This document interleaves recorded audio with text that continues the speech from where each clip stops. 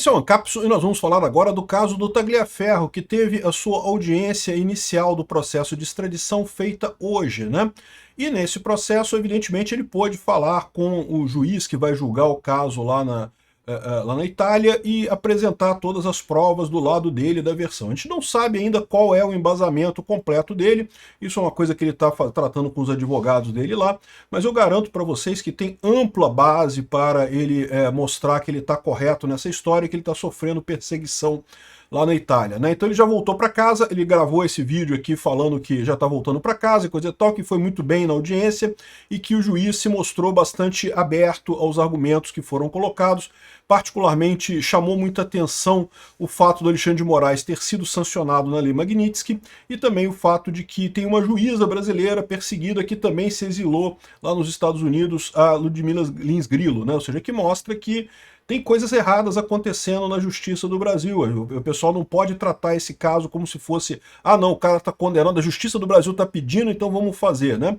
A justiça do Brasil agora está se equiparando à justiça da Líbia, de Cuba, da Venezuela, que persegue opositores e que, é lógico, nenhum país sério vai seguir essa justiça, né? Vamos entender as informações que a gente tem até aqui. Não temos muitas informações não, mas as que temos são positivas. Essa notícia foi sugerida por fã do Miku Nerdola, Harry Peter e as Ressacas da Morte e várias outras pessoas. Obrigado aí ao pessoal que sugeriu notícias lá no nosso site, no visãolibertaria.com, e obrigado a você que está assistindo o nosso vídeo. Se você gosta do nosso conteúdo, por favor, deixe o seu like, se inscreva aqui no canal, né?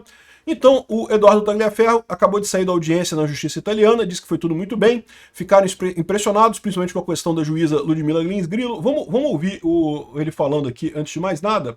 Pessoal, bom dia aí no Brasil. Quero primeiramente agradecer a todos pelas mensagens, a todos pelos e-mails que eu fiquei sabendo que foram enviados à corte, pelas orações, pelas boas palavras.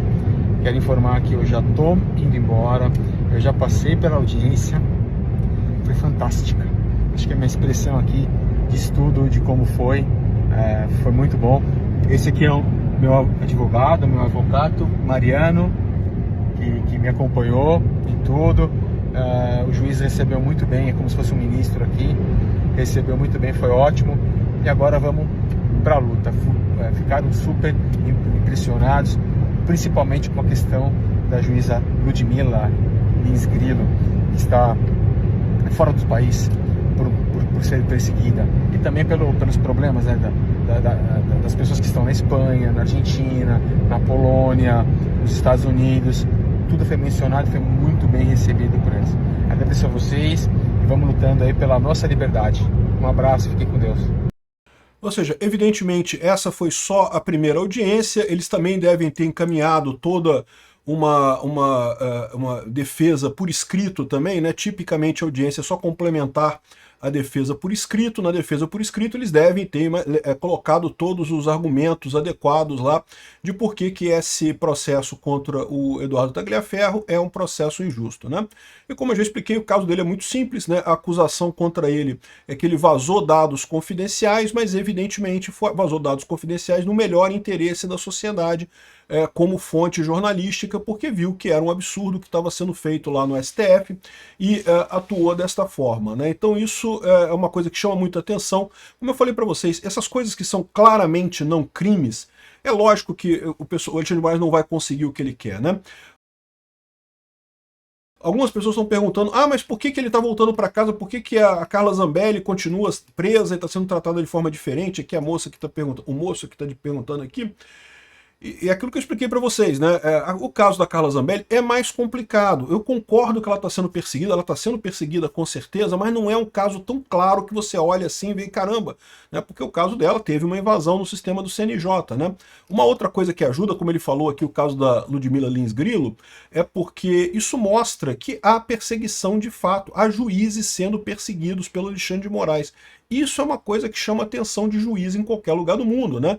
Um dos grandes pontos que toda justiça tem no mundo inteiro, inclusive na Itália, inclusive no Brasil, é justamente a independência do juiz. O juiz ele tem o direito de decidir como ele achar melhor, né? E aqui no Brasil não pode. Aqui no Brasil a Ludmila Lins Grillo foi exilada, ela foi afastada, e não só ela, tá? Teve vários juízes. Lembra aquele juiz que determinou que havia indenização a ser paga para um deputado estadual lá do Paraná, né?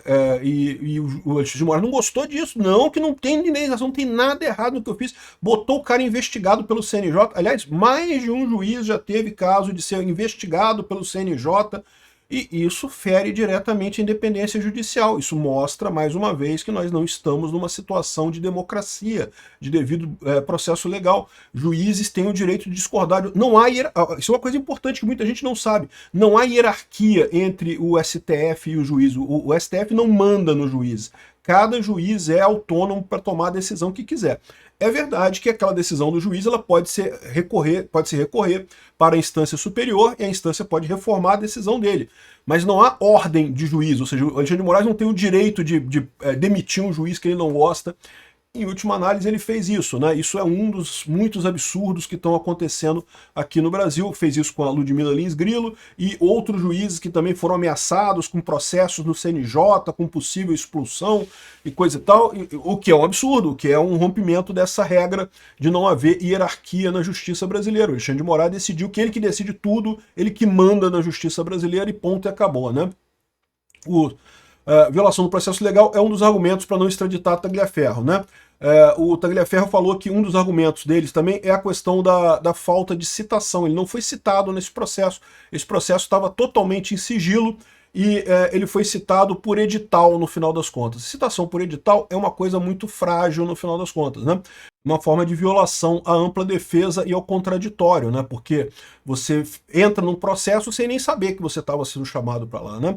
Então isso é um problema sem dúvida alguma e eles vão argumentar a violação do processo legal. Outra coisa curiosa, também vai abordar o contexto legal do caso, que envolve denúncia de Tagliaferro pelos crimes, tentativa de abolição do Estado Democrático de Direito, que isso é um crime político, que pode impedir a extradição, né? Isso é outra coisa. Extradição você tem para crimes comuns, né? E aí, repara o caso da Carla Zambelli, invasão de sistema, isso é um crime comum, né?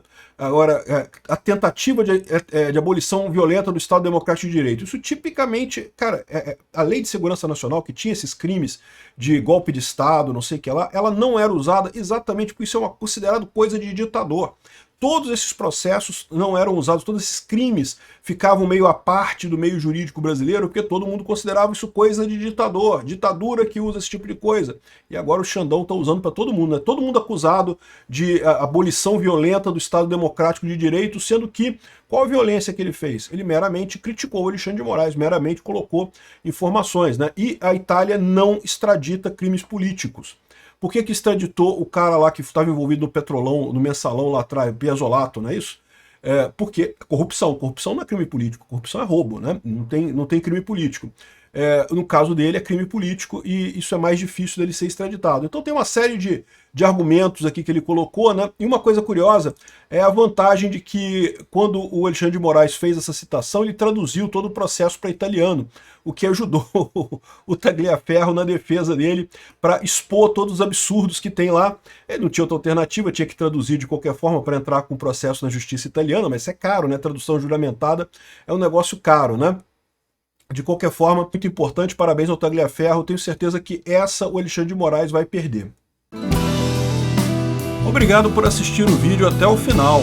Além de curtir, compartilhar e se inscrever no canal, considere se tornar patrocinador com valores a partir de R$ 1,99. Clique no botão Seja Membro abaixo para saber as condições e vantagens de patrocinar o canal. Mais informações sobre o nosso projeto, visite nossos sites indicados na tela.